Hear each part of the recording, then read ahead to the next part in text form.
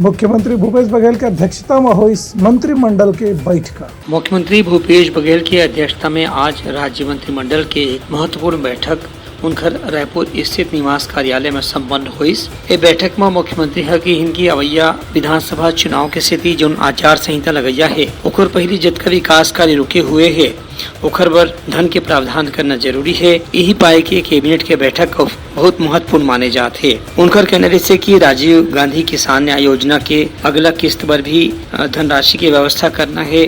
संगे संग जोन सरकार पिछला वादा कर चुके हैं या पिछला कैबिनेट में जो फैसला मंजूरी दे जा चुके हैं ओकरो पर भी प्रयास करना जरूरी है। उनकर कहने से कि जो विकास कार्य की घोषणा 5 दिन में करे रही से ओला भी आचार संहिता लगी के पहले जल्द से जल्द पूरा करे जाए ताकि जनता ला ओकर पूरा लाभ मिल सके। Bureau report Uttarakhand news.